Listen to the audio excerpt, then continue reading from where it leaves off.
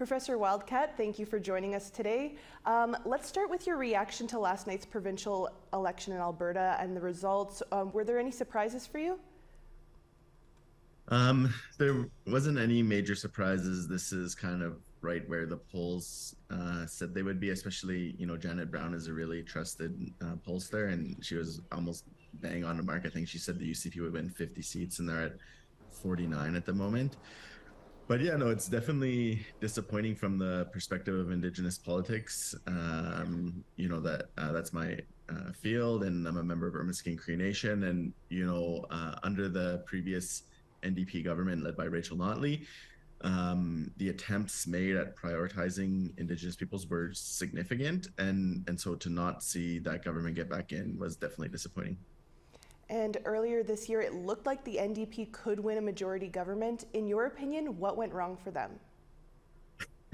It's really hard to say. So in some ways they let it slip away from them, and in other ways, the NDP have come out of almost total obscurity in provincial politics over the last 10 years and are now a sizable and credible opposition and are a legitimate threat to win the next government, right? And I, you know their commitment to Indigenous politics, I think you can also see it reflected in the fact that they had two very credible Indigenous candidates elected in Edmonton, Jody Calahoo-Stonehouse and Brooks Arcan. They're both really connected to community. Jody to Michelle First Nation, and Brooks to Alexander, and so yeah, I'm hopeful for the future, but the Smith government unfortunately represents such a deviation from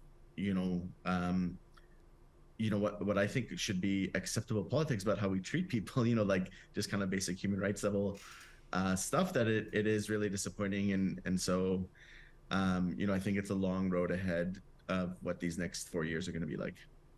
And as you mentioned, there were two new Indigenous candidates elected in Edmonton, Jody Calahoo-Stonehouse and Brooks Arcan-Paul. For you, how important is it to have Indigenous voices in the Alberta legislature? It's hard to say what difference it makes in the long run. I really like that there's two of them getting elected together. It offers not only just a diversity of perspectives, so that it's not just one Indigenous person being held on the pedestal, but also that they can support each other, right? That they're in it together, and I think that's really fantastic. At the end of the day, Indigenous sovereignty and rights emanate from our own political orders. I'm a member of Ermiskeen Cree Nation, and I think what it's continuing for our elected officials to continue to interact with provincial elected officials, and people who run our organizations to continue to interact with corresponding figures in Canadian society. That is really going to push a lot of change. But at the same point, having Indigenous elected officials, it doesn't hurt. And finally, what will the next 4 years look like under a UCP majority?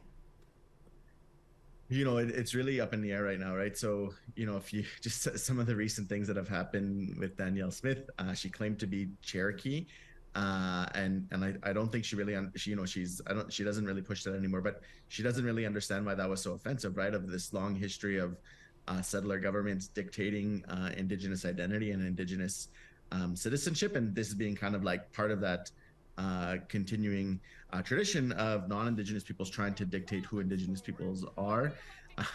In the fall, the Sovereignty Act was an affront to Indigenous peoples, like universally condemned by Indigenous leaders. And then she tried to smooth that over by saying Indigenous peoples and settlers tamed a shared frontier in order to build Canada, when not realizing that the frontier was a device used to create a hierarchy between Indigenous peoples and newcomers, and also compared the treatment of Indigenous people, or if First Nation people under the Indian Act, to the treatment Alberta has received from Ottawa. And it was such a stark lack of understanding of like how the Indian Act was a tool of assimilation, and really it was a tool of cultural genocide, that to compare those just shows such a profound lack of understanding. And so we're starting at a really low basis. I guess maybe the upside is I'm hoping we can only go up from here.